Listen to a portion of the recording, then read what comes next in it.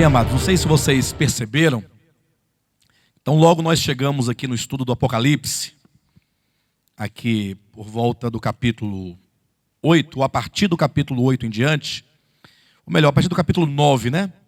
Que nós estamos assim, sem uma sequência, assim, capítulo 9, 10, 11, assim em diante. Isso porque, como foi explicado aqui no início, também em outros momentos desse estudo, o Apocalipse ele tem duas partes principais. Capítulo 1 até o capítulo 11, onde ali no capítulo 11 se encerram as revelações do livro que estava selado na mão do Pai, do capítulo 5. E do capítulo 12 até o final, então, é como que o Senhor retomasse profecias já ditas, do capítulo 1 ao 11, e então nos colocasse em evidência os aspectos importantes. É como se fosse dado um zoom para poder obter uma visão minuciosa de algumas revelações que foram então mencionadas até o capítulo 11 do livro do Apocalipse. Esse olhar estrutural é o que gera a unidade do livro. Isso, sabemos que a maioria dos estudiosos do Apocalipse, eles costumam estudar o Apocalipse numa sequência de capítulos, né? 1, 2, 3, 4, 5, 6, 7, 8, 9, 10, 11, 12, 13, 14, e assim eles vão até o final do livro. E nós entendemos que o Apocalipse, de fato e de verdade, ele se encerra no capítulo 11. E aí o grande questionamento é, como é que pode o Apocalipse acabar no capítulo 11, se esse livro tem 22 capítulos? Em outras palavras, como é que ele pode acabar na metade? Né? Como é que ele pode acabar na metade? E aí eu convido os irmãos novamente, e essa repetição minha, a minha insistência em repetir isso não é sem razão. Talvez para um ou dois acha que está muito repetitivo. Mas isso é tão fundamental e tão crucial, e tem uma certa complexidade, que temos que estar sempre resgatando, constantemente, o aspecto ou os aspectos estruturais do livro, para que nós não nos percamos jamais na revelação deste livro. Então, como é que nós podemos falar o livro do Apocalipse? Vamos colocar 4 pontos aqui, para que fique definido no seu entendimento, e isso de acordo com o livro do Apocalipse. 4 divisões básicas do livro do Apocalipse. Perfeito? Vamos colocar Apocalipse capítulo 1, versículo 19. Nós temos ali 3 divisões já. Só nesse versículo, o versículo 19 do capítulo 1, já nos diz que as visões que seriam relatadas neste livro fazem parte de 3 grupos. Você pode verificar na sua Bíblia. As coisas que viste, as coisas que são e as que hão de acontecer depois destas. Então são 3 partes aí. E a 4ª, então, seria do capítulo 12 ao 22. E aí eu passo a explicar por que o capítulo 11 ao 22 constitui-se numa 4ª parte. Ok, pessoal? Vão tentando aí colocar isso na ordem. Bem, se no capítulo 1, versículo 19 do Apocalipse, o próprio Jesus instrui a João dizendo, olha João, você vai escrever agora as 7 igrejas. Um livro. E você vai enviar este livro às 7 igrejas. Escreve, pois, Jesus ordena, escreve, pois, as coisas que vistes, isto é, as coisas que você acabara de ver. Então, se ele fala isso no capítulo 1, versículo 19, as coisas que viste só podem ser as anteriores a este versículo. Todos estão de acordo com esse sentido? Sim ou não? Olha, pense comigo aqui. Vamos pensar estruturalmente. Abre só um parênteses aqui. A maioria das vezes nós não entendemos muitas coisas porque o nosso pensamento não é estruturado. A gente pensa tudo muito bagunçado. Desculpe-me colocar esse exemplo, mas é igual a cabeça de mulher. A mulher ela vai conversando assim, e aí não tem, acaba um assunto em outro, e não acaba, não vai emendando no outro, e no final volta para o início, está no meio, aí o homem fica sem saber o que faz, né? Fala, não, eu não estou entendendo nada, para. A mulher fala, mas você também não me entende. Aí como é que entende? Não, a mulher tem um pensamento, é complexo. Mulher tem um pensamento complexo, não é fácil não. Entender a mulher é muito difícil. Eu acho que só quem entende é Deus. Não é só Ele. E é porque ele não é casado. Se fosse, talvez... Desculpa a brincadeira, pessoal. É só pra gente... Né? Brincadeira, viu, irmãos? Tá bom? Estão perdoados? Amém. Assim, não, nós temos que pensar estruturalmente. Tem que pensar cadenciado. Cada coisa no seu lugar e relacionando um com o outro. Devagarzinho, sem pressa. Se você estruturar o pensamento, aí você vai ter uma visão, clara da verdade. Então, quando Jesus diz, olha, capítulo 1, versículo 19. Escreve, pois, as coisas que vistes, e o verbo aqui está muito claro, é um passado imediato, portanto, as coisas que você acabara de ver, só pode ser o que ele acabara de ver antes do versículo 19. Que é exatamente o que está aí, capítulo 1 de Apocalipse, versículo 12 a 18. Olha na sua Bíblia para você ver. 12 a 18.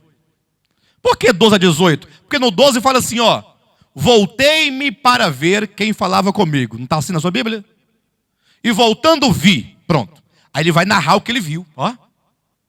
Ele vai narrar o que viu. Vi 7 candeeiros de ouro. E no meio semelhante a filho de homem. Aí começa a descrever este que estava no meio dos candelabros de ouro. A sua cabeça, os seus cabelos, o seu rosto, os seus olhos, a sua boca, as suas vestes, os seus pés. Não é? E aí esse que é descrito, a partir do versículo 12 em diante, coloca a mão no ombro de João e fala, João, não temas, porque eis que eu estive morto e tornei a viver. Eu sou o primeiro e o último e tenho as chaves da morte e do inferno. Versículo 18 aí. Escreve, pois, as coisas que viste. Portanto, a visão do Cristo glorificado no meio de 7 candeeiros de ouro. Então, se eu perguntasse, escreve as coisas que viste, a que se refere? Se refere ao Cristo glorificado entre as igrejas. Como é que abre o Apocalipse? Qual é a abertura do Apocalipse? Como é que ele se abre? A revelação do Cristo glorificado de Deus. Isso é para contrastar esse Cristo, conforme ele é descrito no capítulo 1 de Apocalipse, com o Cristo crucificado dos evangelhos. Porque o evangelho se encerra com a crucificação, a morte. Não, pastor, se encerra com a ressurreição. Mas mesmo na ressurreição, Jesus se apresentou ainda como homem. Razão porque ele acompanhou aqueles 2 discípulos no caminho de Emaús, e eles não sabiam que era ele, conversava. Nas suas constantes aparições, mesmo depois da sua morte e ressurreição, ainda era na humanidade, sem a glória contida. Entenderam? Então, a visão final dos evangelhos é ainda de um Cristo homem humano ainda, porque a humanidade na qual ele se revelava ainda estava sem a glória. Não que ele não tinha sido glorificado, mas ele estava glorificado, porém a glória estava contida. Perfeito? E assim se pregou, desde a ascensão de Cristo até a época do Apocalipse, por volta do ano 94, 96, 95, por aí. Então a igreja do tempo, ela existia em razão da fé apostólica. Ou seja, os apóstolos que viram Cristo crucificado, morto e ressurreto, anunciou o Cristo ressurreto, eles creram. Agora, quando o Apocalipse ele vai surgir por meio dessas revelações que João vai receber, a igreja já tinha perdido os seus apóstolos todos, com exceção de João. Muitos haviam morrido. A igreja estava minguando no número, porque com as perseguições, havia muitos mártires no final do 1º século. E minguando a fé. Porque a grande questão era, nós cremos nele e na esperança de que ele voltaria. E agora está tudo se acabando e ele não vem. E está somente João na ilha de Patmos. Então, o Apocalipse, quando revelado a João, mostra a primeira revelação, esse Cristo glorificado, em glória, em poder. Para que a igreja pudesse agora olhar para ele, não na sua mera humanidade, mas na sua humanidade glorificada, exaltada, em glória. Escreva as coisas que viste. Este é o primeiro ponto do Apocalipse, a primeira parte que deve ser vista. Entende isso? Se eu perguntar então qual é a primeira parte do Apocalipse, qual é a resposta? O Cristo glorificado. E ele continua dizendo: escreve também as coisas que são. Então, as coisas presentes, né? Do tempo presente. Aí eu gosto de deixar essa parte aí em suspenso, para que nós a identifiquemos, depois de identificarmos a terceira parte. Porque aí é inevitável que você deixe de descobrir, ou inevitável que você descubra que parte é essa. Então, se as coisas que viste é o capítulo 1, do 12 ao 18, as coisas que são, o que são. E as coisas que devem acontecer depois destas. Então, olha na sua Bíblia rapidamente aí. Capítulo 4, versículo 1. Depois dessas coisas olhei, depois dessas coisas olhei, e eis não somente uma porta aberta no céu, como também a primeira voz que ouvi como de trombeta ao falar comigo, dizendo: sobe para aqui e te mostrarei o que deve acontecer depois dessas coisas. Atenção. Sobe para aqui e te mostrarei o quê? O que deve acontecer depois destas. Escreva as coisas que viste, as que são e as que hão de acontecer depois. Então, do 4 diz: a partir do 4 eu vou te mostrar as coisas que vão acontecer depois destas. Então, a primeira divisão, capítulo 1, o Cristo glorificado. As coisas depois desta, que é a terceira, é do 4 para frente, porque sobe, João, aqui, para o céu, no capítulo 4, e eu vou te mostrar o que deve acontecer depois dessas coisas. Então eu tenho as coisas que viste, capítulo 1, as que devem acontecer depois dessas, capítulo 4.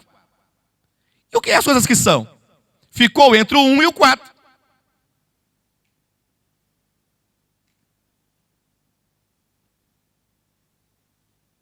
E aí? Deu certo? Sim ou não? Vocês conseguem ver que o capítulo 2 e o capítulo 3 são as coisas que são? Quem não consegue ver, levanta a mão. Pastor, eu não estou enxergando nada. Se bem que nós já falamos isso aqui umas 10 ou 15 vezes, né? Desde quando nós começamos. Mas é bom falar de novo, sabia? É bom demais. Eu gosto de falar e repetir de novo, outra vez. Mais uma vez, de novo. Bem, as coisas que viste, capítulo 1, as coisas que são, capítulos 2 e 3, e as coisas que devem acontecer depois dessas, capítulo 4 em diante. Então, capítulos 2 e 3 são as coisas que são as 7 igrejas: Éfeso, Esmirna, Pérgamo, Tiatira, Sardes, Filadélfia e Laodiceia.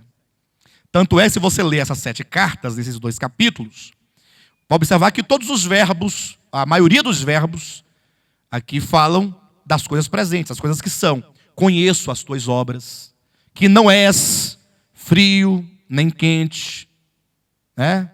Sempre falando, eu conheço o lugar onde habitas, eu conheço, as coisas que são, que essa era da igreja, porque de Éfeso a Laodiceia, essas 7 igrejas, elas constroem profeticamente todo o período e toda a era da igreja.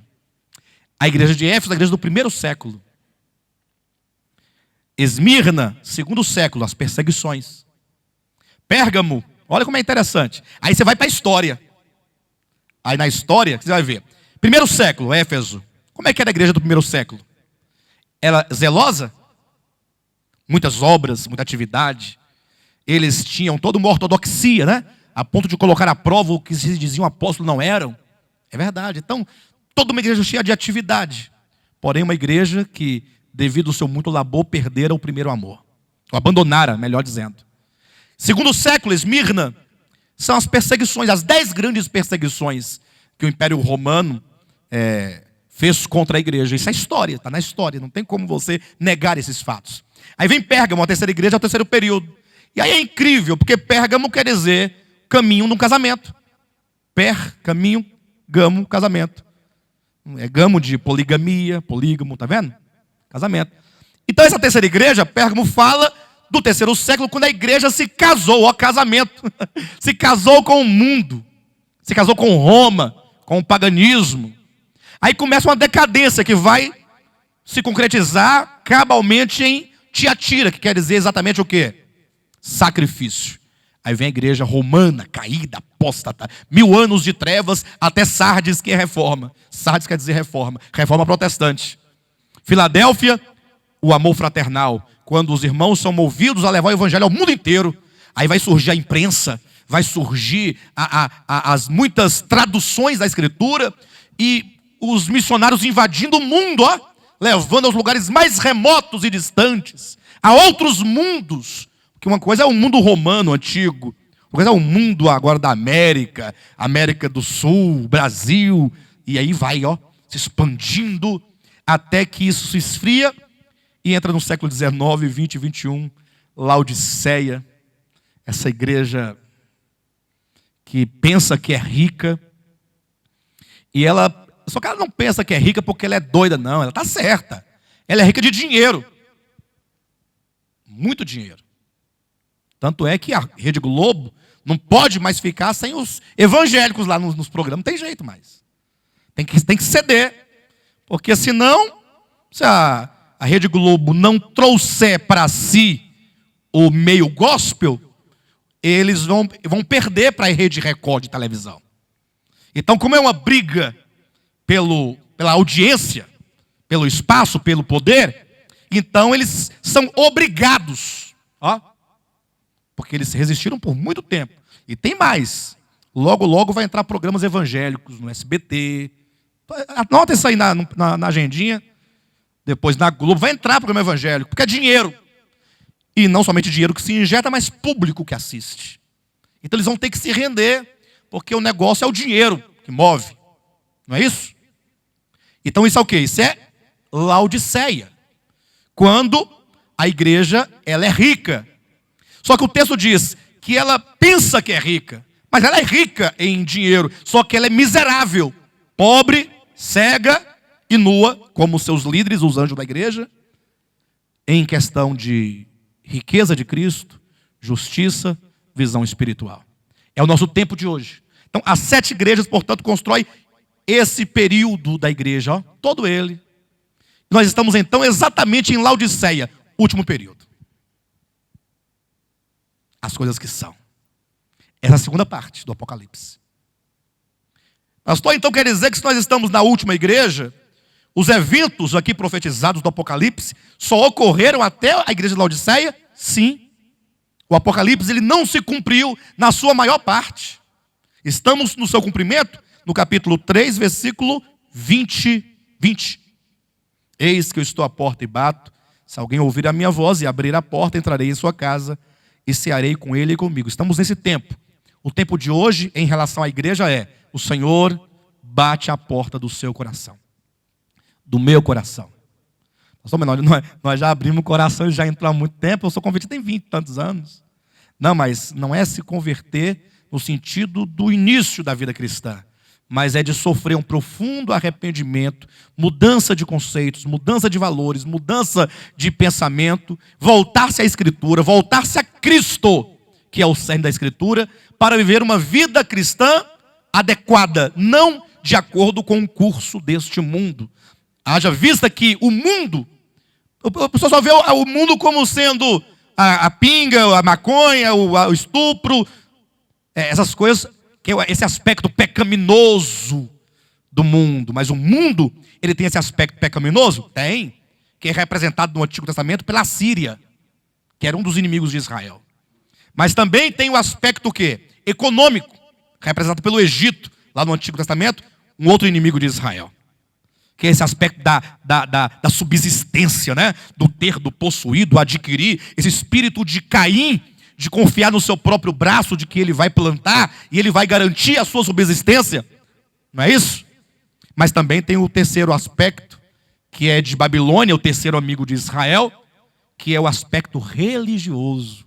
O mundo inclui o aspecto pecaminoso, o aspecto econômico e o aspecto religioso, que é qualquer e toda forma de religião, mesmo em nome de Deus e para Deus, mas sem Deus.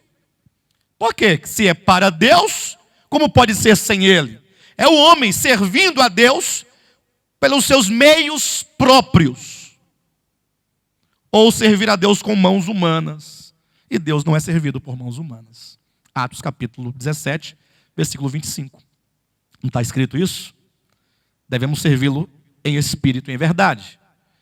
Enfim, então, quando diz, eis que eu estou à porta e bato, é Jesus querendo entrar e reinar efetivamente na vida da sua igreja, do seu povo. Então, aqui nós temos a segunda parte do Apocalipse.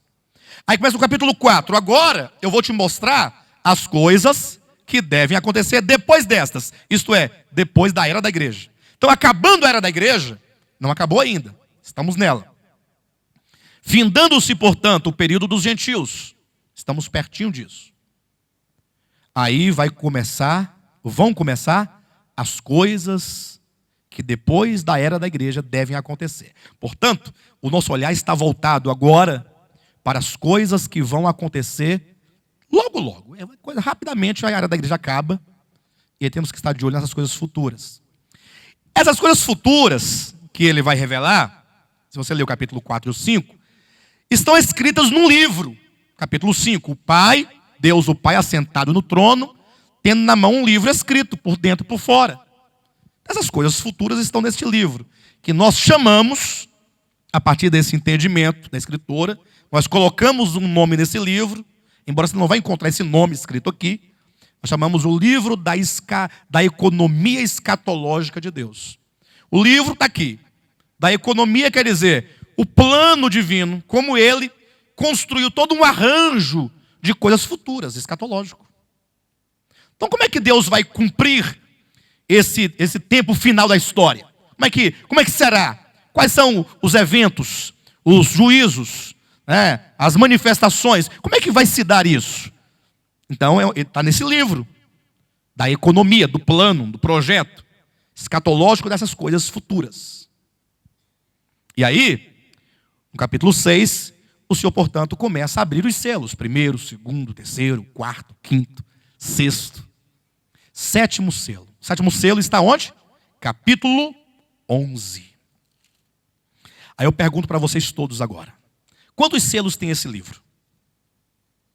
7. 7 ou 8? 7? Certeza? Querem contar?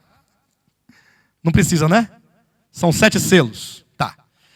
Se esse livro não é uma brochura, como este aqui que nós temos em mãos, mas é um rolo, seja de couro ou de pergaminho, então é um livro, um rolo, que está selado, lacrado, com 7 selos. Portanto, não confunda selo com um evento. O lacre é apenas para vedar, para que ninguém tenha acesso a ele. Uma vez que é dito, o cordeiro abriu o primeiro selo, então o livro se abre um pouco, ele se desenrola, e aí nós temos acesso ao conteúdo daquela primeira porção.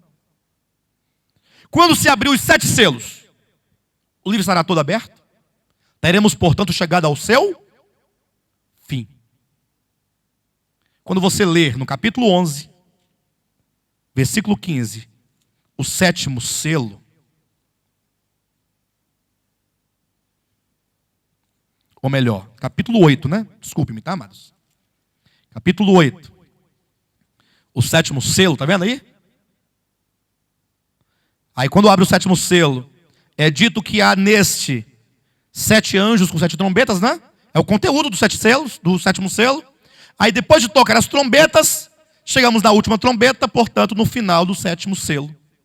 Então acabou. Quando diz no versículo 19, 11 e 19, abriu-se então o santuário de Deus, que se acha no céu. E foi vista a arca da aliança do seu santuário. E sobrevieram relâmpagos, vozes, trovões, terremoto e grande saraivada. quer dizer, foi lido todo o livro que estava na mão do Pai, e a visão então se encerra quando se diz, abriu-se então. É como perguntasse, o que aconteceu tão logo o livro foi totalmente aberto e lido? Abriu-se então os céus, o santuário de Deus, e foi visto a Arca da Aliança. Você sabe que a Arca da Aliança, ela tem um simbolismo muito grande no Antigo Testamento. O que significa a Arca da Aliança? Presença. Muito bem, presença. Na verdade, Deus habitava ali entre os querubins, né? Qual o significado da Arca da Aliança, além de trazer a presença de Deus? A fidelidade de Deus. A Arca da Aliança. A aliança do testemunho. A Arca do testemunho. Ou seja, Deus fez um pacto com o povo de Israel. E agora ele diz, e eu estarei aqui na Arca.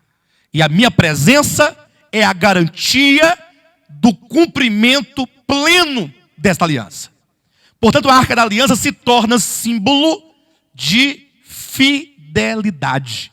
É como que Deus dissesse, tudo o que está escrito neste livro, agora quando o céu se abre e se vê essa Arca da Aliança, é Deus dizendo, será cumprido fielmente. É um selo de fidelidade. Aí se encerra, o livro já foi aberto. Não tem mais nenhum selo a ser aberto. Pastor, mas de repente vem o capítulo 12 em diante. Aí, nós vamos ver essa última parte, 12 ao 22, como a quarta parte. As coisas que viste, a primeira. As que são, a segunda. As que hão de acontecer depois desta, a terceira. E agora a quarta, sendo capítulo 12 a 22. O que nós temos nessas partes, nessa última parte? 12, a mulher e o dragão. Mais preciso, né? Capítulo 12. Uma mulher universal, vestida de luzeiros, sol, lua e estrelas. Um dragão grande e vermelho diante dela, um filho varão no seu ventre. E por último, o restante da mulher, a descendência da mulher. Capítulo 12. Capítulo 13. Duas bestas, uma que emerge do mar, outra da terra. Capítulo 14. A colheita das primícias, da messe e da vindima. A grande tribulação. Arrebatamentos e grande tribulação. Capítulo 15 e 16. 7 flagelos, os juízos. Capítulo 17 e 18. A grande prostituta. Capítulo 19. A segunda vinda de Cristo de maneira visível, pessoal, em poder, em glória. Capítulo 20. O reino milenar. Capítulo 21 e 22. A nova Jerusalém. Você observa que a partir do 12, não tem mais uma sequência de primeiro selo, segundo selo, primeira trombeta. Não tem mais essa sequência. São quadros isolados, separados, mas que falam de coisas profundas. Capítulo 12, portanto, juntamente com o capítulo 14, ambos falam do arrebatamento, que ocorreu lá atrás, no capítulo 6 do Apocalipse, por ocasião do 6º selo. Mas que agora, aqui é como se Deus fala assim, bem, agora vamos falar então de algo já dito, agora em particular. Separa aí. Quero falar sobre a mulher, o filho varão, o dragão, essa guerra. Quero falar da ceifa das primícias, da messe, da vindima, capítulo 14. Quero falar sobre o anticristo que vai se manifestar, vai aparecer. Quero falar sobre os juízos, né, das 7 taças da ira de Deus, que estão lá na 7ª trombeta. Queremos falar também sobre a grande Babilônia, a prostituta. Também queremos falar sobre a segunda vinda de Cristo. Olha, são aspectos pontuais, específicos e particulares nesta quarta parte. Perfeito? Por isso, aí voltando ao princípio dessa mensagem, é que quando nós chegamos aqui no capítulo 8, ou melhor, capítulo 9, a quinta trombeta, nós paramos de seguir uma ordem, a sequência, e vamos lá no 13, vai no 17. Por quê? Porque no 9... Capítulo 9, olhando a sua Bíblia, a quinta trombeta, o que se descreve? O que acontece na quinta trombeta? Várias coisas. Por exemplo, é visto uma estrela caída do céu na terra. Olha o que está sendo dito. Viu-se uma estrela caída. De onde? Onde? Então, entendeu? Viu-se uma estrela caída do céu. Onde? Quem é essa estrela caída do céu que agora está na terra? Satanás. Satanás. Essa estrela caída. E quando foi que ele caiu à terra? Quando aconteceu, olha como que a gente faz agora esse diálogo com as partes individuais, do 12 em diante, com as partes sequenciais. Quando, no capítulo 12, o filho varão foi arrebatado, houve a peleja no céu, e o dragão, então, foi lançado à terra. Eu sei. Tem uma mensagem todinha só para explicar que tem alguns que olham para o capítulo 12 e pensam que essa mulher é Israel, que o filho é Jesus Cristo, que nasceu lá em Belém, e que a mulher fugiu para o deserto, seria Maria quando foi para o Egito. Aí quando entra aqui a peleja no céu, já vai lá para o início do mundo, lá quando diz que a queda original de Lúcifer. Ou seja, no capítulo 12, eles voltam para o nascimento de Cristo e voltam para a eternidade passada. Essa é uma visão totalmente distorcida e não se compatibiliza com o Apocalipse em nada. Até porque não tem quem consiga falar dessa visão deste modo, lendo versículo por versículo, no sentido de que nada disso que é dito se enquadra dentro dos parâmetros desse capítulo. Nós já falamos isso de maneira clara, fizemos uma aula todinha, um estudo só para provar que aqui não fala jamais do nascimento de Jesus, até porque nós estamos aqui, Apocalipse são as coisas futuras, e não as coisas passadas. Não pode o capítulo 12, que é o cerne do Apocalipse, no sentido de ser o centro de todo esse livro, voltar no nascimento. Com qual objetivo? E do nascimento voltar à eternidade passada para falar da queda de Lúcifer. Não. Aqui é esse filho varão que vai reger as nações com cetro de ferro, conforme Apocalipse capítulo 2, versículos 27 e 28, são os cristãos vencedores. Aqueles que hoje, no seio da igreja, dessa grande mulher universal, está sendo gerado como uma parte forte, filho varão em oposição à mulher, em fraqueza. A mulher quer dizer a parte mais frágil. Está lá em 1 Pedro 3,7. A mulher, a parte mais frágil. E o homem, varão, a parte mais forte. Portanto, no meio do povo de Deus, espiritualmente falando, tem a parte mais forte. Essa parte mais forte é a que vence o mundo, é a que vence Satanás. São aqueles que seguem ao Cordeiro por onde quer que ele vá. E, portanto, estão num processo contínuo de aperfeiçoamento. E esse grupo, portanto, será arrebatado antes da grande tribulação. Tão logo ele é arrebatado, os céus, hoje habitados aí por Satanás e seus anjos, principados, potestades, dominadores, conforme Efésios 6, eles vão querer fechar esses céus para que o filho varão não suba. Porque ele sabe, está aqui no capítulo 12, versículo 12, que tão logo o filho varão subir, ele será destronado. Destronado. Então ele vai querer impedir. Ao tentar impedir, haverá uma guerra nos céus. Quando ocorrer essa guerra, que é exatamente os efeitos ali demonstrados no 6º selo, então o filho varão sobe para o trono e o dragão desce para a terra. Aí quando ele desce para a terra é dito, ai da terra e do mar. Porque o diabo desceu até vós, cheio de grande cólera, sabendo que pouco tempo lhe resta. Se traduz pouco tempo por sabendo que 3 anos e meio lhe resta para que ele seja amarrado e lançado no abismo, até que ao cabo de 1000 anos seja lançado no lago de fogo. Então, ele tem essa ira contra. Então, quando o filho varão sobe, o dragão desce. Aí é dito, vi uma estrela caída. Olha como se harmoniza o Apocalipse.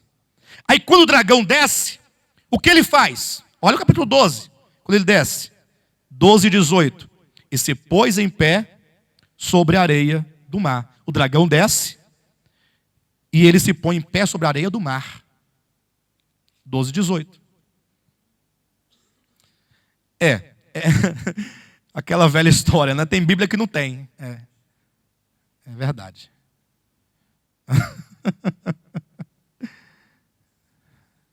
A sua não tem. Eu não tenho como explicar isso de novo agora, não. E fica pela fé aí. Depois a gente posso explicar melhor isso aí. Está na metade do 17?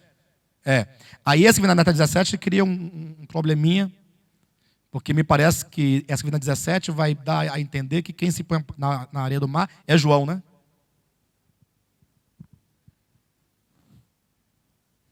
Vamos seguir, pessoal, vamos seguir. Depois a gente resolve esse problema aí, viu? Ou é o finalzinho do 17 ou o primeiro do 13, está por aí. Está aí, né? Por aí.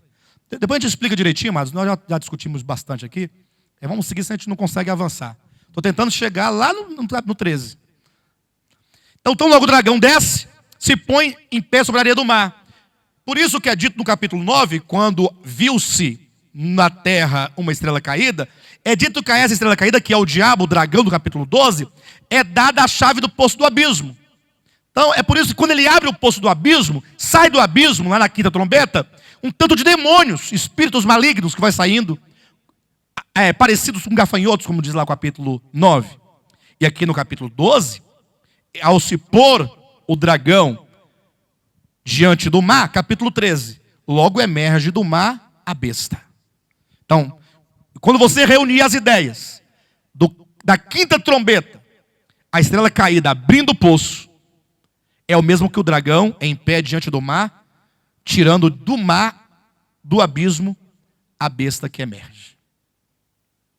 Pastor, mas a besta emerge do abismo ou do mar? Ora, basta que você leia aqui, 12, 18, não, 13, 1, vi emergir do mar uma besta. Aí quando você olha lá no 18, melhor, no 17, 8, a besta que viste era e não é e está para emergir do abismo. De onde ela vai emergir?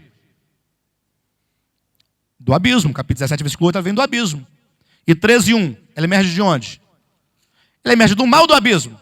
Aí um abre a igreja do capítulo, a besta que emerge do mar. Aí o outro abre a igreja que emerge do abismo. Aí coloca lá, Igreja Evangélica Pentecostal Internacional, a besta que emerge do abismo. Aí o outro, Igreja Missionária Evangélica Internacional Mundial, e besta que emerge do mar. Aí vocês vão se multiplicando as igrejas, ou melhor, as denominações, né? Assim, não, a besta emerge do mar e do abismo. Mas como pode emergir do mar e do abismo ao mesmo tempo? Aí você vai ter que ter uma visão macro da Escritura. E se você tão somente também olhar para Jonas, o livro de Jonas, ele foi jogado aonde? No mar. E tragado pelo peixe, o peixe desceu até os ferrolhos do abismo. Por quê? Porque o abismo está na profundeza do mar. E o mar cobre o abismo. Não é sem razão que, vendo nós, esse tanto de demônios, espíritos malignos, saindo do abismo, e ao saem pelo mar, porque o mar é a porta ou a entrada do abismo. Quando Jesus Cristo estava lá naquela cidade, em Gadara, e ele expulsou aqueles demônios todos daquele endemoniado, lembram? E os demônios rogaram dizendo, não nos mande sair para onde? Para o abismo. E o Senhor repreendendo-os, eles entraram nos porcos e despenharam para dentro do mar. Mas não poderia ir eles para o abismo, foram para o abismo entrando pelo mar. Enfim, porque o mar e o abismo estão numa relação horizontal, um sobre o outro. Então a besta que emerge do mar, ela sai de lá, então logo o dragão desce à terra, fica diante do mar, como uma estrela caída, a quem é dada a chave do poço do abismo, ele abre e sai do poço do abismo uma grande fumaça, aqui da trombeta, com milhares e milhares de espíritos imundos, tendo sobre eles um rei chamado Abaddon, ou Apolion, que quer dizer destruidor, destruição, que é essa besta do capítulo 13. Perfeito, né? O quadro ficou bem montado agora. Agora não tem mais o que fazer, só consigo falar até aqui. Assim, mais do que isso, impossível. Então, a grande tribulação, os 3 anos e meio finais da história, são marcados por essa presença maligna na pessoa do anticristo, na pessoa da besta. Semana passada, nós demonstramos aqui como essa besta que emerge do mar, ela é primariamente e a priori o Império Romano restaurado. Só que não é apenas o Império Romano, porque o Império não existe sem uma cabeça, que é o seu líder. Por isso que essa besta tem 7 cabeças, que são 7 reis. Capítulo 17, versículo 11. As 7 cabeças são 7 reis. sendo que uma de suas cabeças será o sétimo rei, portanto, o rei último desse império é o rei do Império Romano restaurado. A partir de então, temos que falar da besta sempre nesses aspectos. Primeiro aspecto, enquanto império. Segundo aspecto, enquanto o líder mundial. Aqui, o líder deste império, que será então um líder mundial, que é o homem da iniquidade, o filho da perdição, que é o anticristo. Portanto, falaremos agora sobre o anticristo. Um pouco dele. Tá bom? Vamos praticamente ler aqui o capítulo 13, porque até o capítulo, do versículo 1 ao 10, nos fala sobre ele de maneira muito clara. Não precisaria nem de explanação. Diz assim: vi emergir do mar uma besta, que tinha 10 chifres e 7 cabeças, e sobre os chifres 10 diademas, e sobre as cabeças nomes de blasfêmia. Bem, essas cabeças, como nós já falamos, aqui falam de 7 reis do Império Romano. Somente a partir dessas 7 cabeças e desses 7 reis, é que nós vamos poder identificar quem será o anticristo. Sem essas 7 cabeças, poderia ser uma besta de uma cabeça só. Não tinha problema nenhum. A cabeça dessa besta seria o anticristo. Mas para nós entendermos e sabermos quem é o anticristo, aí foi preciso que na revelação se introduzisse 7 cabeças, para que dissesse: 5 caíram, uma existe, o outro não veio. A partir do que existe, a 6ª cabeça, o 6º rei, do tempo de João, Domiciano, pudéssemos discernir os anteriores e o posterior, para então você chegar à identidade dela. Quando diz que esta besta, ela tinha 10 chifres, é porque esses 10 chifres serão exatamente as 10 nações que se restaurarão dos fragmentos do velho Império Romano, a atual Europa, e unindo-se, formando um só bloco e reconstituindo um só império, darão o poder à besta. Aqui, ó, capítulo 17, olha na sua Bíblia aí. Versículo 12. Os 10 chifres que viste são 10 reis. Então, sabendo que o Império Romano atualmente é um império totalmente fracionado, dividido, quebrado, como está lá na estátua de Daniel, os pés da estátua, que é o Império Romano, todo fragmentado. Os pés também, esse 4º reino que está dividido, porque Roma foi dividida em muitos reinos. Quantos países tem na Europa hoje? Eu não sei falar com precisão, mas são todos pedacinhos do antigo e velho Império Romano, que era um todo absoluto. E foi sofrendo as invasões daqueles bárbaros, né? Daquelas tribos, os vândalos, os godos, ostrogodos, visigodos, os suevos, suecos, francos. Eram tantos daquelas que foram conquistando e foram fragmentando, de modo que hoje você olha para o antigo Império Romano, ele é como os pés, todo quebrado, com vários países. E aí, para falar dessa reconstituição do velho império, é dito então de 10 dedos dos pés da estátua, ou aqui 10 chifres. Como diz, 17:12, os 10 chifres que viste são 10 reis, os quais ainda não receberam reino, mas recebem autoridade como reis com a besta durante 1 hora. Olha o 13. Tem estes quem? Esses reinos. Um só pensamento. E oferecem à besta o poder e a autoridade que possuem. Ou seja, irmãos, atentem para isso em nome de Jesus, vocês verão isso acontecer. Eu creio que nós somos a igreja do arrebatamento. Eu penso isso comigo. Que talvez muitos aqui vão morrer daqui para lá. Mas é provável que a nossa geração ainda veja esses eventos acontecerem. Quais? Nós já vimos o euro, foi o primeiro passo para a reconstrução do velho Império Romano. Depois nós vimos o rompimento de fronteiras entre esses países. Depois nós vimos a Constituição única entre esses países. E agora já se fala então de um exército único. E o que vai sobrar depois de um exército único? Sabe o que significa exército? Vocês sabem? O que um exército representa para um país? O que um exército representa para um país. Foi o que foi proposto, inclusive, por Maquiavel, na sua teoria do Estado. A formação de um Estado. O Estado só terá segurança ou poder se tiver exército, se tiver soberania. Exército significa soberania. Porque se quiserem tomar o que é nosso, quem entra em ação? O exército. É a defesa. É a soberania. Então, quando se tiver um exército só nessa União Europeia, o que vai faltar? Porque o exército único monta e estrutura a soberania. Aí tem que ter o quê? O soberano. Aquele que comanda o exército. Que dá ordem ao exército. E este que vai comandar. Tem estes, os 10 chifres, as 10 nações, um só pensamento. Então eles têm um propósito. E oferecem à besta, a um homem, o poder e a autoridade que possuem.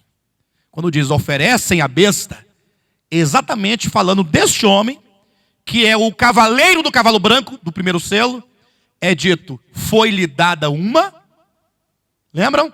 E vi um cavalo branco, não foi? E o seu cavaleiro, a quem lhe foi dada uma coroa, está aqui, ó. Oferecem à besta o poder e a autoridade que possui, uma coroa. Pronto. Este homem é o 7º rei. É a 7ª cabeça. Só que, tão logo lhe é dada essa coroa, ele vai governar por 3 anos e meio. Quando então, capítulo 13, o que vai acontecer, hein? Capítulo 13, versículo 3. Então vi uma de suas cabeças como golpeada de morte. Pronto. Ele vai ser ferido de morte. Vão atirar nele. Ou sei lá, se vão dar uma facada. Ou não sei se vão colocar um explosivo numa carta. Não sei. Eu sei que ele vai morrer. Ele vai ser golpeado mortalmente. Ele morre. E ao morrer, olha o que é dito, no versículo 3 ainda. Mas essa ferida mortal foi curada. Ele se reestabelece da morte. Ele ressuscita. Este que recebe a coroa, governará por 3 anos e meio, vai morrer, e morrendo então, o que acontece? Ele ressuscita. E quando ele ressuscita, o que acontece o quê, irmãos? Olha o 3 aí. Vi uma de suas cabeças como golpeada de morte, mas essa ferida mortal foi curada, e toda a terra se maravilhou seguindo a besta. E adoraram o dragão, porque deu a sua autoridade à besta. Também adoraram a besta, dizendo, quem é semelhante à besta? Quem pode pelejar contra ela? Versículo 5. Foi-lhe dada uma boca que proferia arrogâncias e blasfêmias e autoridade para agir. Por quanto tempo? 42 meses. Isto é, 1.260 dias. Ou um tempo, 2 tempos, metade de um tempo. Ou 3 anos e meio.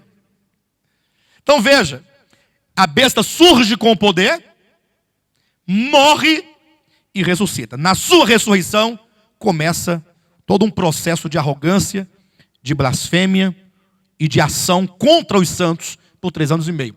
Não é exatamente isso que está lá em Daniel capítulo 9, quando falando lá no versículo 27, que é dito que o anticristo fará uma aliança com muitos por 1 semana, portanto por 7 anos, e na metade da semana ele fará cessar o sacrifício.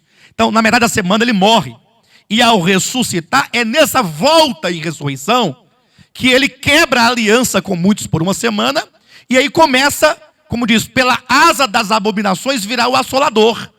Aí vem agora o assolador. Aí começa um processo de assolação, que é dito o Abaddon, ou o Apolion, destruidor, destruição. E aí, como eu costumo falar, salve-se quem puder neste momento. Os cristãos vencedores já não estarão aqui nessa ocasião. Terão sido arrebatados. Agora, a maior parte da igreja estará aqui na terra. E é o versículo 5. Foi-lhe dada uma boca que proferia arrogâncias e blasfêmia e autoridade para agir por 42 meses. Esta besta, olha o versículo 1. Vi emergir do mar uma besta, ou melhor, versículo 2, né? A besta que vi era semelhante a leopardo, com pés como de urso e boca como de leão. Olhem para mim por um momento. Os irmãos lembram que nós falamos aqui na semana passada que os quatro grandes impérios que ascenderam um ao outro do tempo de Daniel até a segunda vinda de Cristo são, respectivamente, Babilônia, Média-Pérsia, Grécia e Roma. Falamos isso aqui, não foi?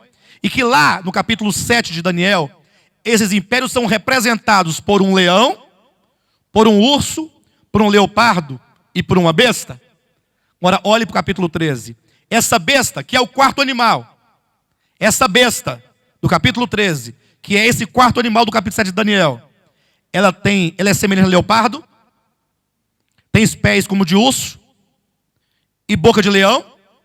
Então essa besta, esse quarto império, tem características dos três impérios anteriores. Do leão, que é a Babilônia, do urso, que é a Média-Pérsia, do leopardo, que é a Grécia. Agora imagine, se você olhar para o Império Romano, ou para o Império Babilônico, foi um império nojento, ruim, perverso, mau, sanguinário. Se olhar então para a Média-Pérsia, foi um império terrível. Se você olhar para o Império Grego Macedônico, muito mais. Roma já é uma besta em natureza. Agora ela vai receber características perversas, malignas e de atrocidades dos três impérios anteriores. É uma garrafada de bestas. Sabe o que é garrafada? Você coloca raiz de todo jeito, pau e rabo de tatu e tudo. Pai, mexe. Raimundo sabe dessas coisas, né, Raimundo? Raimundo faz muito disso. Garrafada. Então imagine só que essa besta, esse império restaurado na pessoa do anticristo, é semelhante ao império grego, tem a velocidade, a força, melhor, tem a força do urso, porque os pés do urso, quando dá uma patada em alguém, cai longe, não cai? E tem a boca de leão, com as suas arrogâncias e blasfêmias contra o eterno e contra os santos. Então, 42 meses para que o diabo agora coloque, concentre todas as suas forças de todo o seu inferno contra Deus. Agora eu venço. Agora ou vai ou racha. É o capeta agora mesmo, encapetado contra Deus e contra os santos.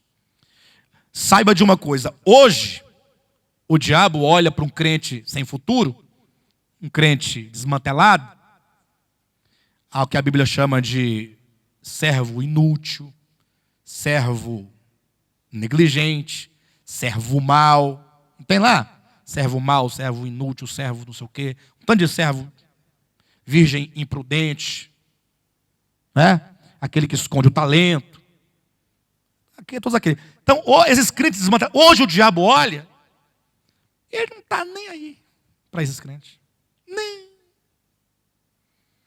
Até porque, entenda isso, um crente enganado é pior que um ímpio. O ímpio, coitado, ele está lá, a desgraça do pecado dele. O crente enganado, ele não é melhor do que o ímpio. E ainda assim, sendo tanto quanto, porque ele não, se ele é enganado, é servo mau, inútil, negligente, a sua vida pecaminosa é tanto quanto. Só que tem mais um acréscimo aqui, ó.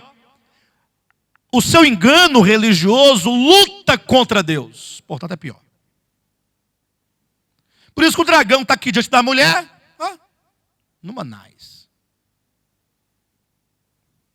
Olha o capítulo 12, versículo 1. Viu-se um grande sinal no céu, a saber, uma mulher. Olha o versículo 3. Viu-se também outro sinal no céu, e eis um dragão. Então você vê a mulher e o dragão. Olha o versículo 4. A cauda do dragão arrastava dessa parte as estrelas do céu, os quais lançou para a terra. E o dragão se deteve em frente da mulher, que estava para dar à luz, a fim de lhe devorar o filho quando nascesse. Ele para na frente da mulher, está aqui, ó. Ele quer o filho. Ele não quer a mulher. O problema dele é o filho. Ele sabe que quando o filho for arrebatado, ele tem que descer. E pouco tempo lhe resta. lhe restará então. Agora, quando esse filho escapar da sua mão, que ficar só a descendência da mulher, só o restante, ou seja, quando os vencedores subirem e ficarem aqui só os crentes desmantelados, e quando eu falo desmantelado, é importante que os irmãos saibam de uma coisa, que quando se usa o termo crente desmantelado, acho que todos aqui já ouviram essa expressão, crente desmantelado, não já? Se não já ouviu desmantelado, é como crente o quê? Quando os pregadores querem falar do crente que está rebelde, desconcertado, fala muito de crente desconcertado. O que eles querem dizer com isso? E o que eu quero dizer com isso? Tem que separar. Eles querem dizer que esses crentes não estão de acordo com o quadrado deles. Eles fazem um quadrado, e para você estar correto, tem que estar dentro daquele quadrado. Não pisa fora não, porque se pisar fora está desmantelado. E que quadrado é esse? Você não pode. Não pode o quê? Ele tem as regras deles lá, né? Saiu fora um pouquinho, está desmantelado. Quando eu falo de crente desmantelado, crente sem futuro, crente que é o servo mau, inútil, é aquele servo que não atentou para a vontade do seu Senhor. Esqueça o quadrado e procure identificar qual é a vontade do Senhor. Essa é a questão. Qual é a vontade? Querem ver uma coisa aqui interessante quando eu falo da vontade do seu Senhor? Aquilo que Ele quer, Ele tem uma vontade maior, né? Que é a vontade, mas que essa vontade, ela se manifesta em vontades pontuais em vários momentos da existência e da vida humana. Quando alguém lhe ferir na face direita, taca na esquerda dele. Não é isso, não? Então, conhecer a vontade do seu Senhor é conhecer a Cristo. Cristo é a vontade do Pai. Este é meu filho amado em quem me compraz. É um homem por excelência. Sede meus imitadores como eu sou de Cristo. Estamos sendo transformados à imagem dele. Portanto, o crente desmantelado é esse crente que não procura, não é que ele não tenha, que nenhum de nós temos, mas é esse crente que não está sequer preocupado em buscar essa vontade, em se colocar, porque se colocar de acordo com a vontade de Deus, é você se opor à sua própria vontade, que é maligna. Nossa vontade é maligna. Querem uma prova disso? A vingança pertence a quem? A Deus. E o juízo? Não julgueis para não sejais. A quem pertence o juízo? A justiça pertence a Deus, o juízo a Deus, mas nós estamos constantemente julgando e condenando as pessoas. E sentenciando. Ou não? Basta alguém entrar na sua casa e roubar sua televisão. Você chegar na hora que ele está saindo com a televisão na mão. E de costas para você. Aí você imediatamente, nem que ela caia e se quebre todinha, mas você vai dar um coice bem dado nas costas, ele vai dar. Perdi, mas bati. Essa é a vida maligna do diabo, do Satanás, que está em nós. Não é o diabo que está em nós. É a vida, a natureza dele. Nós somos caídos, redimidos, é verdade, pelo sangue de Cristo. Mas o processo de libertação dessa natureza ainda está acontecendo. Então, tem muita coisa ruim aqui dentro. É porque você olha para a cristandade todo dia pregando santidade, santidade, santidade, que você vê o quê? Adultério, fornicação, é só coisa que você vê. A gente espanta, pastor, você viu o pastor fulano lá, caiu? Falei, qual que é a novidade? Não conta a minha novidade. A história o padre pegou o menino. É novidade, qual a novidade disso? A história da igreja é suja.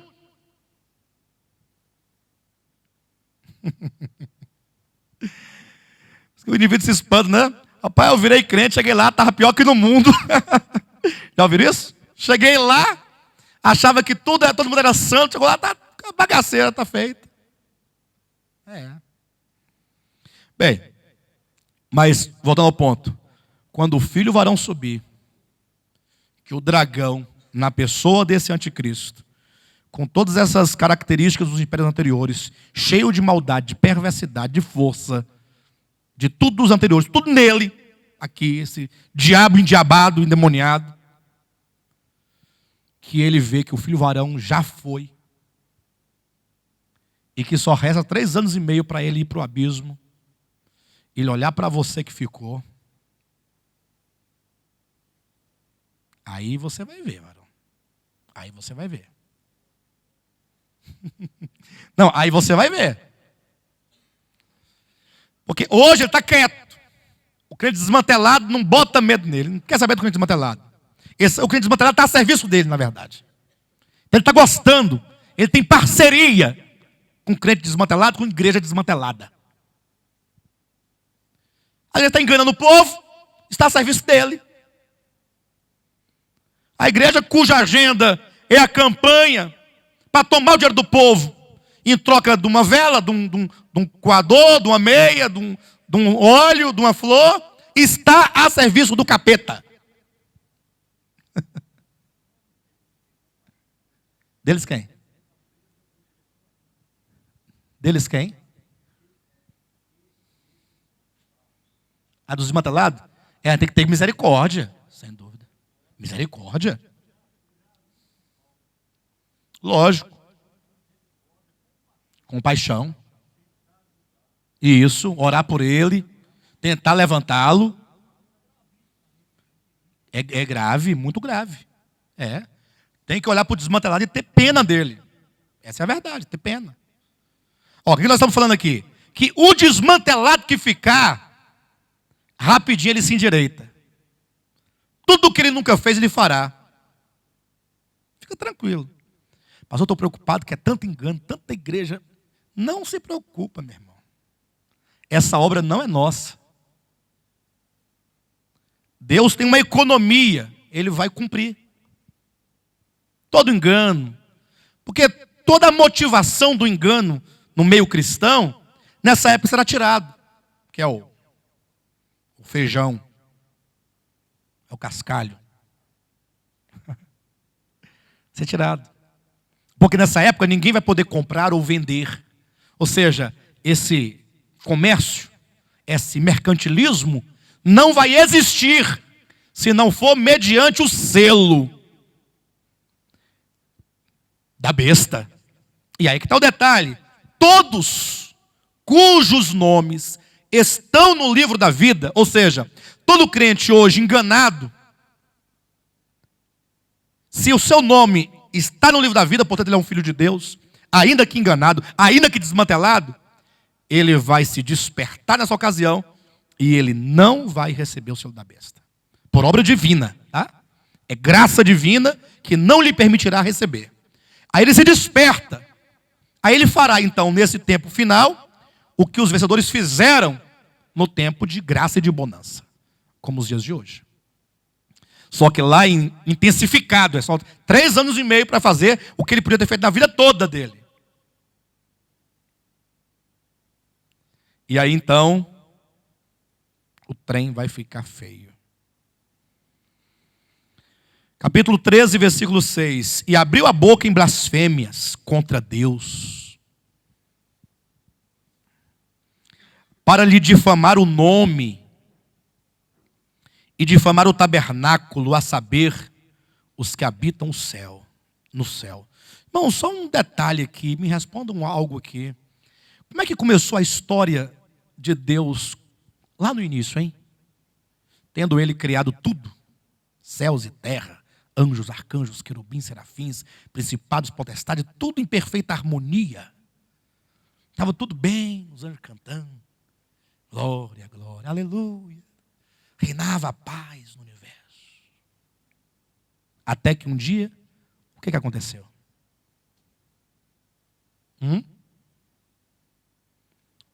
O arcanjo, ou melhor, o querubim, chamado então Lúcifer, rebelou-se contra Deus. Aí começa a história da queda, não é aí? E como é que foi essa queda? Como ela se manifestou em relação a Deus?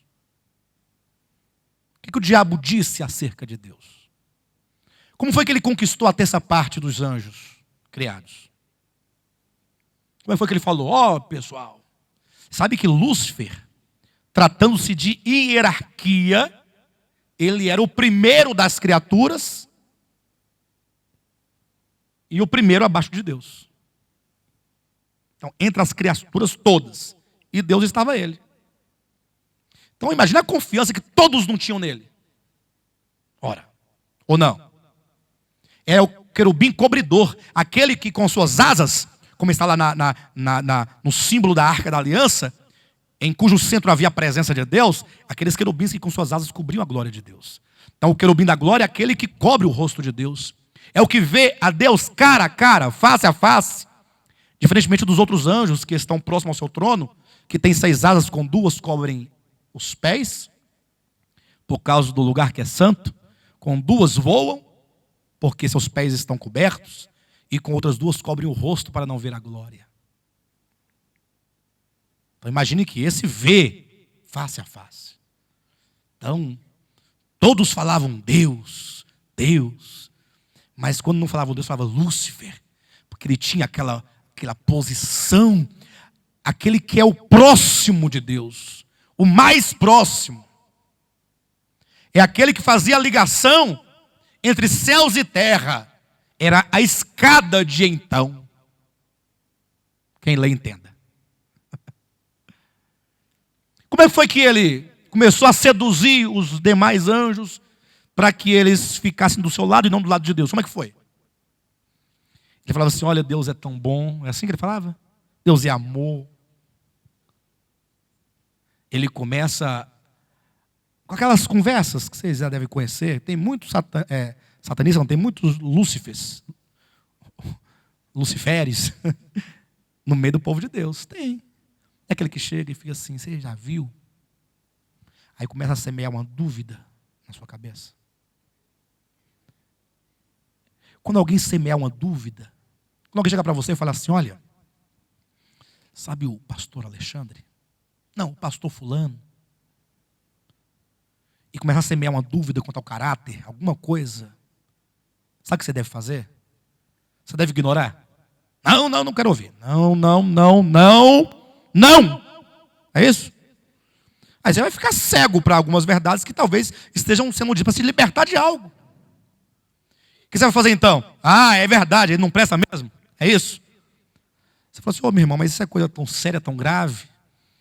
Eu gostaria de fazer um convite ao senhor que nos traz notícia tão grave. Vamos, eu e você, conversar com o bispo. Neste momento você vai ver a intenção. Aí você vai ver. Aí é a hora de colocar assim as claras. Vocês entendem isso? Então Lúcifer, ele começa a gerar dúvidas em relação a Deus, ao seu caráter, seus atributos, sua verdade, seu propósito, seu governo, sua administração. E ao gerar dúvida, começa com a dúvida. Quando a dúvida se instaura e se estabelece e lança raízes profundas, agora, ao invés da dúvida, podemos falar claramente. E aí começa. Olha o versículo 6. E abriu a boca em blasfêmias contra Deus para lhe difamar o nome e difamar o tabernáculo de Deus, a saber, os que habitam no céu. Ou seja, isso que se dá aqui no fim da história foi o germe no começo da história. Lúcifer começou a difamar o nome de Deus. Essa é a história, que de lá se desdobra e se encerra com o homem da iniquidade fazendo o mesmo. Abrindo a boca em blasfêmia contra Deus, para lhe difamar o nome e lhe difamar o tabernáculo, a saber, os que habitam no céu. Vocês entendem isso? Por que eu citei a queda de Lúcifer? Para os irmãos saibam que a história é a mesma. Nunca mudou. E não vai mudar. Se a Bíblia diz que a nossa luta não é contra carne nem sangue, entenda que a luta do diabo também não é contra carne nem sangue. A luta do diabo é contra Deus. Ele vai difamar o nome dele, sempre. Razão porque os filhos do reino devem orar assim: Pai, santificado seja o teu nome. Porque oramos para santificar o nome de Deus, porque seu nome tem sido profanado. Do contrário, não haveria necessidade de orar por isso. Bem, entenderam o versículo 6? E abriu a boca em blasfêmias contra Deus, para lhe difamar o nome e difamar o tabernáculo, a saber, os que habitam no céu. Versículo 7. Foi-lhe dado também que pelejasse contra os santos e os vencesse. Olha. E aqui eu preciso que os irmãos entendam algo, e eu vou encerrar a parte desse versículo. Estamos acabando, né? Foi-lhe dado também que pelejasse contra os santos. Então ela vai pelejar contra os santos. Os santos aqui são os santos selados de Israel e os santos que é a igreja que ficou aqui durante esse tempo. E quando diz que os vencesse, e aí é o momento que nós vamos perguntar: e agora? Como é que pode ser isso? Olha o capítulo 12, versículo 6. A mulher, porém, fugiu para o deserto, onde lhe havia Deus preparado lugar para que nele a sustentem durante 1260 dias. Então, se Deus preparou lugar para a mulher, não parece que Deus vai abrigar essa mulher? Ou não? Ou seja, esses que ficarem serão abrigados, tem um lugar preparado. Mas agora é dito que eles serão vencidos. Olha o capítulo 12, versículo 15 e 16. Então a serpente arrojou da sua boca, atrás da mulher, água como um rio, a fim de fazer com que ela fosse arrebatada pelo rio. Ou seja, o dragão vai colocar nações contra a mulher, perseguindo. Como o dragão não pode pegar todo mundo, que ele não é onipresente, e mesmo seus demônios também não são onipresentes, então as nações, que esses rios, serão os povos que se levantarão contra a mulher. Onde você for, vai ter alguém te perseguindo. Não tem como fugir. Mas é dito que o quê? A terra, porém, socorreu a mulher. E a terra abriu a boca e engoliu o rio que o dragão tinha arrojado de sua boca. Eu confesso aos irmãos que eu não sei o que significa ao certo a terra aqui. Sei o que os manuais dizem de escatologia, muitas coisas. O mais provável aqui é que a terra aqui seja a terra. Quando, por exemplo, se abrir em terremoto e o povo de Deus é salvo. O Senhor vai a terremotos em muitos lugares e vai tragando, engolindo os inimigos de Deus na fuga dessa mulher. Mais provável. Entretanto, quando dizem então que os santos serão vencidos, como você vai conciliar os santos são vencidos e Deus lhe prepara socorro? Como é que é isso? Então, quando fala que prepara socorro, quer dizer que Deus vai cercar a mulher, o seu povo, de cuidados, de provisões. Nós vamos ver posteriormente como que Deus vai usar pessoas de várias nações para socorrer o seu povo, dando alimento, remédio, abrigo, água. Lembra quando é dito lá? Estive nu e me vestistes, em Mateus 25. Estive enfermo, me visitastes, me deste remédio. Preso, foste ver-me e tal. Não, quando é que nós fizemos isso? Quando vocês fizeram isso a um desses. Um desses, é específico. Pequeninos, a mim me fizestes. Então esses povos que estarão sendo julgados, essas nações, lá no trono de glória, muitos deles aqui chamados de cordeiros, ovelhas, terão socorrido o povo de Deus na grande tribulação. Vamos estudar isso ainda quando nós falamos no capítulo 14 sobre o evangelho eterno. Tenha paciência. Mas como é que é dito então que o dragão ou o anticristo venceu os santos? E vencer aqui significa então colocá-los em fuga de tal maneira que não tenha neles nenhuma resistência. Então uma coisa é não ter resistência contra o maligno, porque eles não podem. Outra coisa é o cuidado de Deus. Então, nessa vitória, ou melhor, nesse cuidado de Deus, eles são vencidos. E sendo vencidos, não são privados totalmente do cuidado de Deus. Morreu, mas morreu em Cristo, tá bom, né? Até a morte. Versículo 8 diz: e adorá-la-ão, melhor, 7. Foi-lhe dado também que pelejasse contra os santos e os vencesse. Deu-se-lhe ainda autoridade sobre cada tribo, povo, língua e nação. E adorarão todos. Certo? E adorarão todos. Todos? Os que habitam sobre a terra. Aqueles cujos nomes não foram escritos no livro da vida do Cordeiro, que foi morto desde a fundação do mundo. Então, todos aqueles cujos nomes não estão no livro da vida, adorarão a besta. Aqueles, porém, cujos nomes estão no livro da vida, serão perseguidos, vencidos, terão ainda um cuidado divino, mas não adorarão a besta. Os demais todos adorarão. Versículo 9, se alguém tem ouvidos, ouça. Se alguém leva para cativeiro vai. Se alguém matar a espada, necessário que seja morto a espada. Que coisa interessante. Que versículo que não tem nada a ver com nada. Tem nada a ver com nada, de repente. Podia parar aqui, ó. Se alguém tem ouvidos, ouça. Não dava um fim bonito? Aí de repente vem. Se alguém leva para cativeiro. Vocês entendem isso? Bem, quem tem ouvidos aqui para ouvir? Entenda isso. Se alguém leva para cativeiro vai.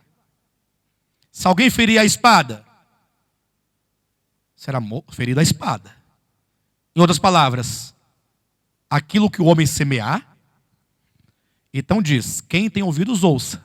É como que dissesse, saiba, o seu futuro, nesse tempo, depende daquilo que hoje você faz. Se você levar para cativeiro, é um ditado, para cativeiro vai. Se ferir a espada, é necessário que seja ferida a espada. Aquilo que você faz, será. Se você amar ao Senhor, a sua palavra, a sua vontade, e persegui-la, será arrebatado. É necessário, é automático, é o resultado fatal. Tudo que você fizer é fatal. Aquilo que você faz é o que vem. Não pense que você vai ferir a espada e vai receber plumas sobre você. Não. Pode também se referir imediatamente ao próprio procedimento do homem da iniquidade, que fazendo essas perversidades todas, receberão tudo isso sobre ele. Mas como o texto não tem como precisar, porque colocou quem tem ouvidos ouça, ponto. Em seguida, vem uma advertência metafórica na forma de um ditado popular. Fica aí se aplica ao homem da iniquidade ou para aqueles que estão ouvindo a mensagem. Aqui aonde? Aqui aonde? Aqui, ó. Última frase aí do 13:10. Aqui está a perseverança e a fidelidade dos santos. Aqui onde? Aqui.